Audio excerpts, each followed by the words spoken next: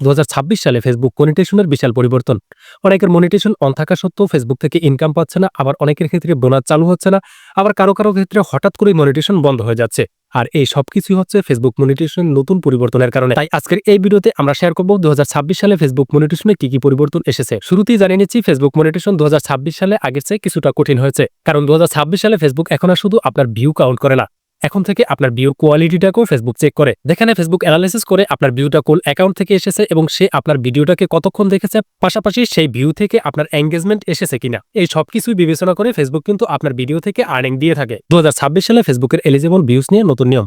আগে যে কোনোভাবে আপনার ভিডিও থেকে যদি ভিউজ আসতো, সেই ভিউ থেকে কিন্তু আপনি ইনকাম পেতেনি। বাট এখন 2026 সালে কিন্তু আপনার যে কোনো ভিউ থেকে ইনকাম দিবে না। সেই ভিউটাকে 3টি বিষয় অ্যানালাইসিস করবে, যার মধ্যে প্রথমে রয়েছে সেই ভিউটা রিয়েল ইউজার থেকে এসেছে কিনা, দ্বিতীয়ত নন রেস্ট্রিক্টেড অ্যাকাউন্ট থেকে সেই ভিউটা এসেছে কিনা, আর তৃতীয়ত সেই ভিডিওতে ন্যাচারাল এঙ্গেজমেন্ট রয়েছে কিনা। এই 3টি বিষয় যদি আপনার ভিউর মধ্যে বিদ্যমান থাকে, সেক্ষেত্রে আপনি কিন্তু আপনার ভিডিও থেকে আপনি আর্নিং পাবেন। বাট এই 3টি বিষয় যদি অনুপস্থিত থাকে, সেক্ষেত্রে আপনার সেই ভিউটা কাউন্ট হলো, আপনি কিন্তু ইনকাম দেখতে পাবেন না। যে কারণে আমরা অনেকেই অভিযোগ করি যে আমাদের ভিডিও থেকে মিলিয়ন ভিউজ রয়েছে, কিন্তু আমাদের মিলিয়ন ভিউজ থেকেও আমরা আর্নিং ভালো পাচ্ছি না।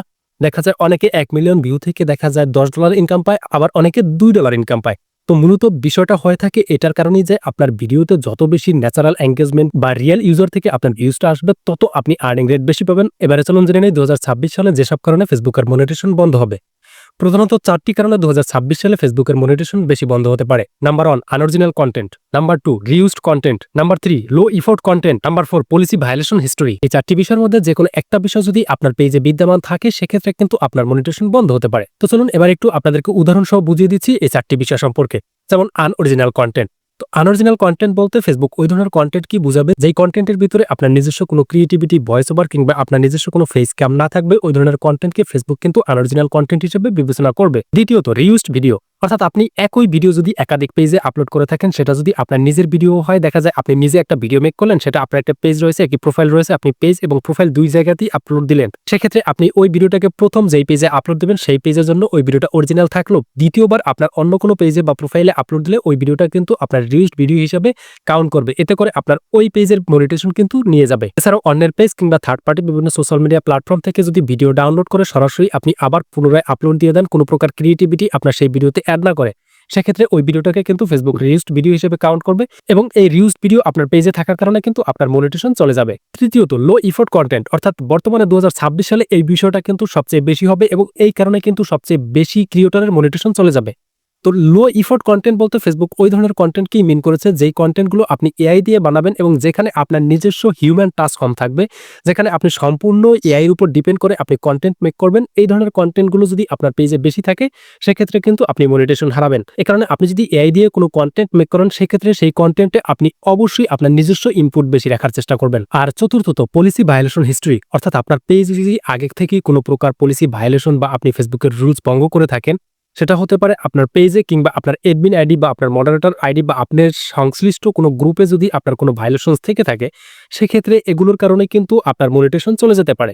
এই কারণে আপনি অবশ্যই সতর্ক থাকবেন আপনার পূর্বে কোনো প্রকার ভায়োলেশনস রয়েছে কিনা, পাশাপাশি আপনার অ্যাডমিন আইডিতে কোনো প্রকার ভায়োলেশনস বা ইস্যু রয়েছে কিনা।